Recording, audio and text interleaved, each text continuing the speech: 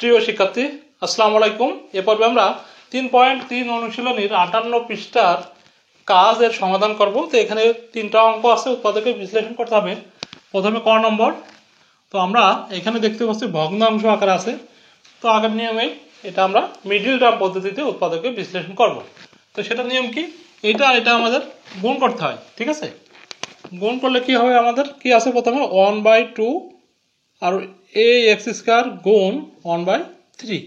তাহলে আমরা কি পাবো, উপরে হচ্ছে এক্স স্কয়ার আর নিচে আছে 6, ঠিক আছে। তার মানে এই 7/6x পেয়ে যাব এইটাকে ভেঙে আমরা, ঠিক আছে। তো আমরা কিভাবে পেতে পারি, আমরা যদি এভাবে লিখি 1/6 প্লাস এক্স, এখানে যদি এক্স দিই, ঠিক আছে। এটা ক্যালকুলেশন করলে আমরা কি পাই দেখো তো একটু, এটা ক্যালকুলেশন করলে আমরা কি পাই, 6 আমাদের লসক হবে, অর্থাৎ এক্স প্লাস এখানে 6x। তার মানে আমরা কি পাবো, 7x ডিভাইডেড বাই 6, ঠিক আছে। তো 7x ডিভাইডেড বাই 6 কিন্তু এখানে আছে, x এর সাথে গুণ করো, তাহলে 7x/6, ঠিক আছে। তার মানে আমরা কি লিখতে পারি, x/6 প্লাস x, ক্লিয়ার।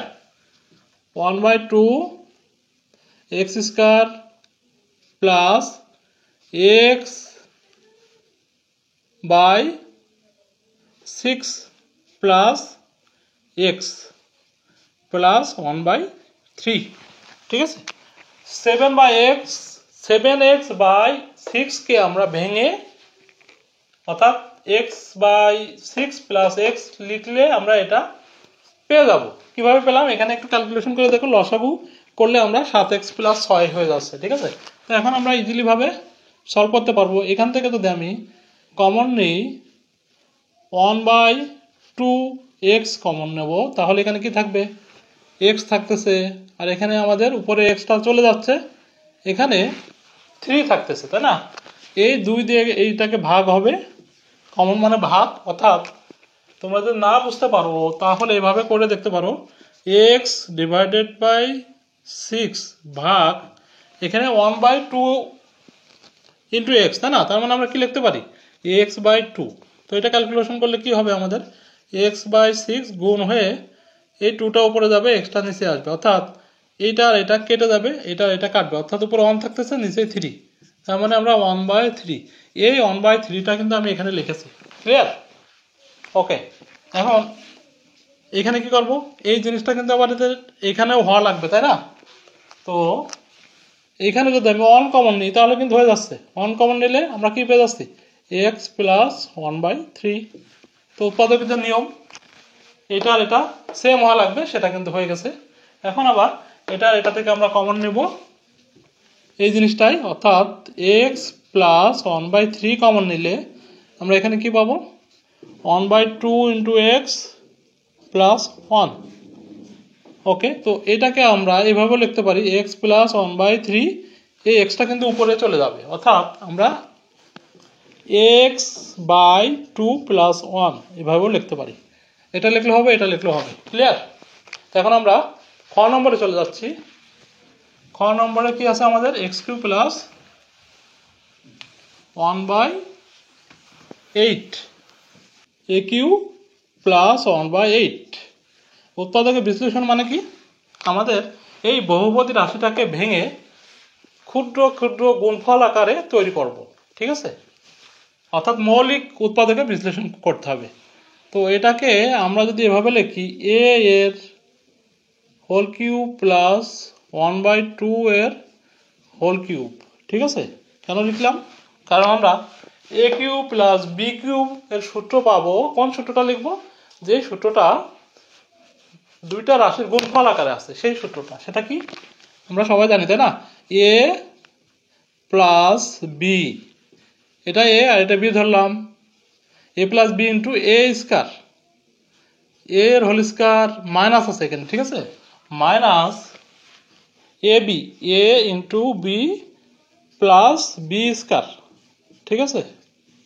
এটা কি কোন সিদ্ধান্ত, আমরা সবাই জানি সেটা কি, এখানে আমি লিখে দেখাচ্ছি, A Q plus B Q equal to A plus B into A square minus A B plus B square, এই সূত্রটা অ্যাপ্লাই করেছি। ঠিক আছে, ওকে।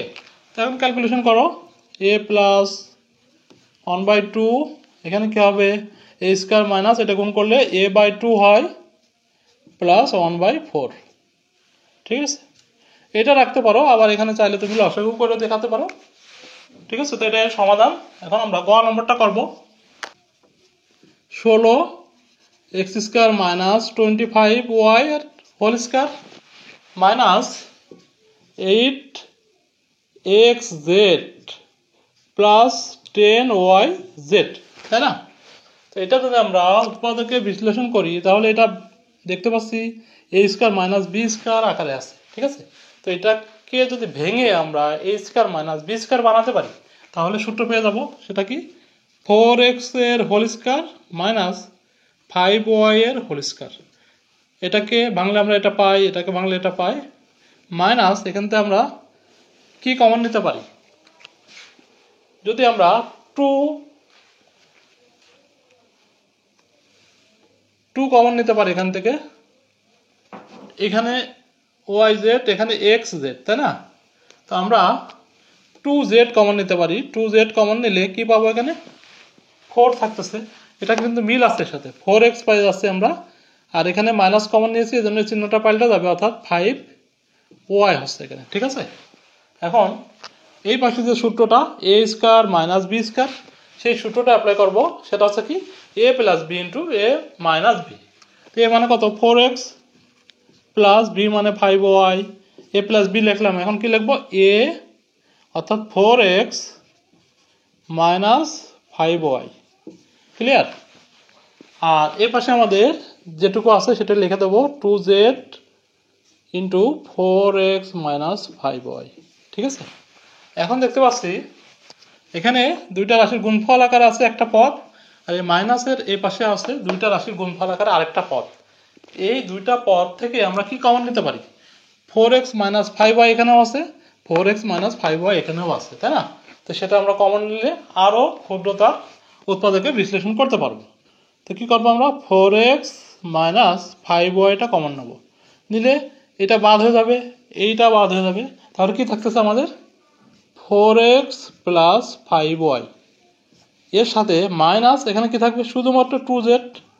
ঠিক আছে, তো এটা আমাদের সমাধান, খুবই ইজি অঙ্কটা। তো সবাই ভালো থেকো, আল্লাহ হাফেজ, আসসালামু আলাইকুম।